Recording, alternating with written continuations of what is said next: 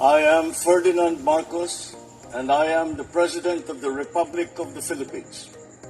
I stand today on behalf of 110 million Filipinos. Hi everyone, hello universe, it's me again. Ayan guys, mayroon tayong good news, no? Sa ating lahat. OM goes. Talaga naman. Saludo po tayo kay DMW Secretary Dakakdak. Alam po natin guys, abogado nito, magaling na abogado din eh. Sa OWA, siyempre sa DFA,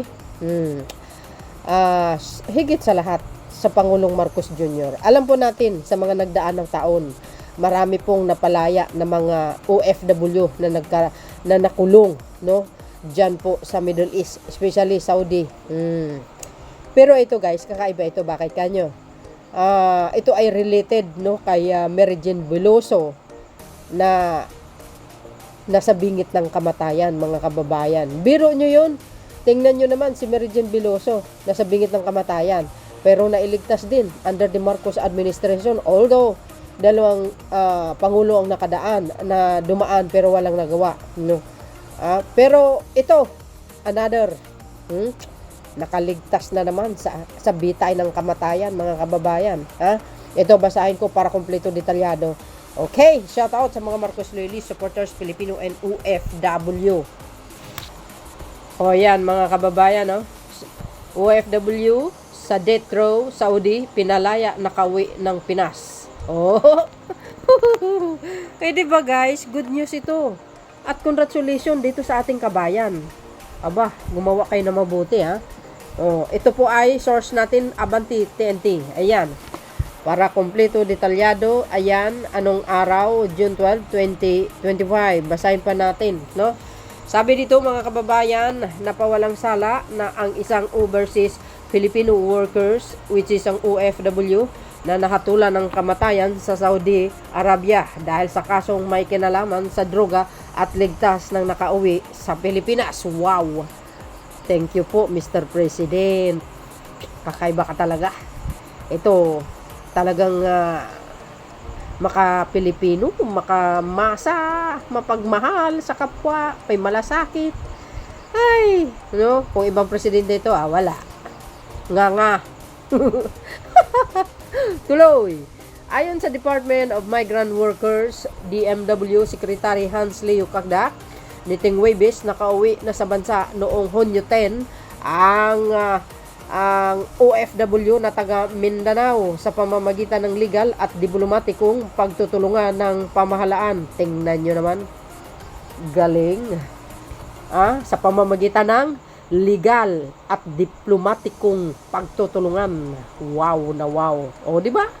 Sabi sa inyo eh. Tahimik lang ang Pangulo. Pero kung gumalaw, delikado. Bakit? Maliligtas ka talaga. sa mga ganitong klaseng pamamaraan, di ba? O, sa pakikipag-usap, president to president, country to country. Wow. O, ito pa. Tuloy. Nakulong anya ito si General Jail. Nakulong anya ito sa General Jail mula noong September 2023. Nahatulan noong September 2024 at naabsulto naman ngayong taon. Biro nyo yun. Hindi natin alam ano ang ginawa ng Pangulo. Anong kanyang klaseng pakikipag-usap. May magic talaga ito si Pangulong Marcos Jr., Mr. President. Thank you po. Saludo po kami sa inyo. At siyempre sa DMW, ahensya ng gobyerno, DFA, no, OWA. Yan. Marcos administration, the best yan. Sa kasalukuyan, ayan, nasa pangangalaga na ito ng Overseas Workers Welfare Administration, which is ang OWA, sa isang hotel sa Pasay City. Wow na wow! Habang inihanda ang kanyang pagbabalik sa Butuan City. Taga Butuan pala ito. Tingnan nyo guys, si PBBM, kakaiba talaga itong Pangulo na ito. Tingnan nyo guys, si Mary Jane Veloso, nahatulan ng kamatayan, nasa detro na, nasa bingit ng kamatayan, pero nailigtas under the Marcos administration. Hindi tulad nung isang Pangulo, pinabayaan niya, wala siyang pake. At kudos doon naman sa isa, gumawa din ng paraan, kanya lang, hindi pa rin napauwi. O, di ba? Pero si PBBM may magic talaga din si Pangulong Marcos Jr. Mabait kasi ito eh. Kaya more blessing sa kanyang administration talaga. O, tuloy, sabi dito, sinabi rin ni Kakda na bibigyan ng gobyerno ang OFW ng pinansyal. O, biro nyo yun. Napawalang sala, napauwi ng Pilipinas, nakalaya, tutulungan pa ng pamahalaan. Ganyan, dapat. Ganun. Pinansyal at pangkabuhayan. Suporta bilang bahagi ng utos ni Pangulong Ferdinand Marcos Jr. Sabi na nga ba eh. Ay, hindi niya talaga pabayaan, na protektahan at tulungan ang mga OFW. Lalo na ang mga wala namang pagkakasala. For sure guys, no? Baka ito, baka na-frame up ito. No? So, sa ating mga OFW, lagi po kayo mag-ingat, mga kababayan. Yung mga bag-bag nyo, dapat konkreto ang mga padlock niyan. Mamaya, madaling buksan, tapos tinamnan kayo ng mga illegal na gamot. Naku! So, yan guys, ano po ang kapalagayan nyo?